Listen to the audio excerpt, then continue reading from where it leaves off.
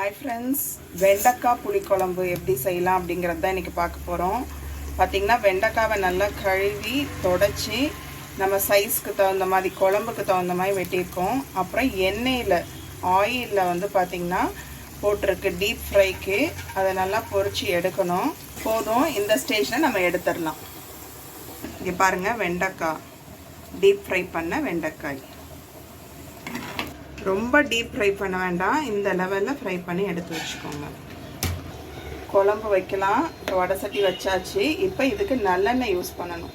இந்த குழம்புக்கு தேங்காய் கிடையாது, நல்லெண்ணெய். அதனால கொஞ்சம் நிறையா ஊற்றுனீங்கன்னா நல்லாயிருக்கும். மோஸ்ட்லி புளிக்குழம்புனாவே நல்லெண்ணெய் நிறையா ஆட் பண்ணால் நல்லாயிருக்கும். இந்த அளவு நாங்கள் 1/4 கிலோ வெண்டைக்காய் ஃப்ரை பண்ணியிருந்தோம். இந்த அளவு நல்லெண்ணெய் ஆட் பண்ணியிருக்கு. அப்புறம் வரமிளகாய் ஆட் பண்ணிக்கிறோம், காரத்துக்கு தகுந்த மாதிரி. அதை நல்லா ஃப்ரை பண்ணுங்கள். கடுகு 1 ஸ்பூன்,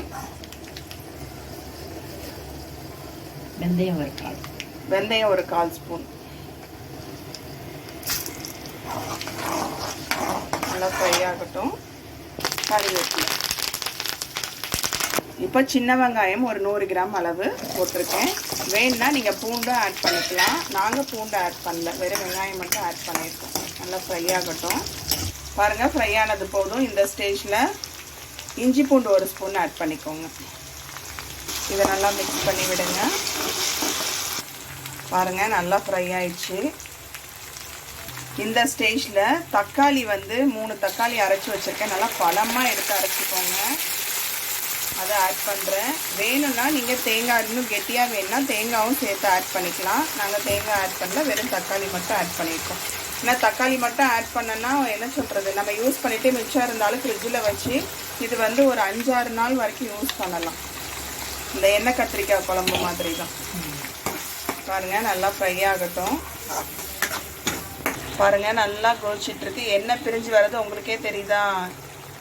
இன்னும் கொஞ்சம் பிரியிட்டோம். பிரிஞ்சதுக்கப்புறம் நம்ம புளி தண்ணி ஆட் பண்ணிக்கலாம். பாருங்கள், நல்லா எண்ணெய் பிரிஞ்சு வந்துருச்சு.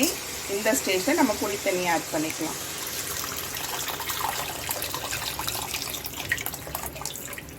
பாருங்கள், நான் ஒரு 50 கிராம் புளி தண்ணி ஆட் பண்ணியிருக்கேன். நல்லா கொதிக்கட்டும்.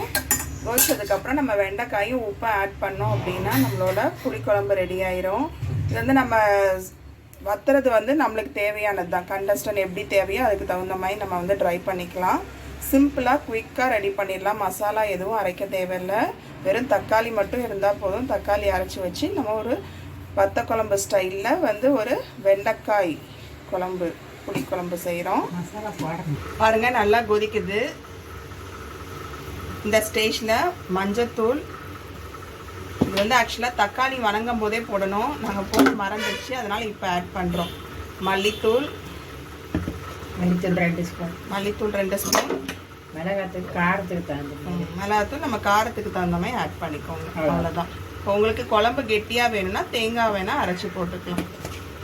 இது அந்த தக்காளி வணங்கும் போதே ஆட் பண்ணியிருக்கணும், ஆட் பண்ண மறந்ததுனால நாங்கள் இப்போ ஆட் பண்ணுறோம். பாருங்கள், இப்போ நம்ம வெண்டைக்காய் வந்து ஃப்ரை பண்ணி வச்சுருக்கோம்ல, அந்த வெண்டைக்காயை ஆட் பண்ணிக்கணும்.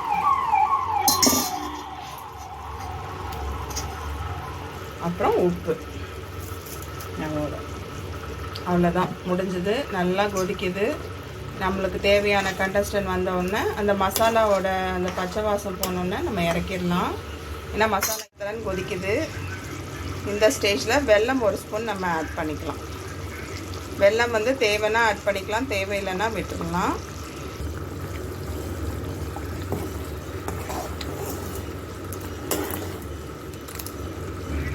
பாருங்கள், அவ்வளோதான். நல்லா கொதிச்சிருச்சு. நம்ம இப்போ ஸ்டவ்வை ஆஃப் பண்ணிவிட்டு பவுலுக்கு ட்ரான்ஸ்ஃபர் பண்ணிக்கலாம். பாருங்கள், பவுலுக்கு ட்ரான்ஸ்ஃபர் பண்ணியாச்சு. சுவையான வெண்டைக்காய் புளிக்குழம்பு ரெடி. ட்ரை பண்ணி பாருங்கள் ஃப்ரெண்ட்ஸ். Thank you, bye bye.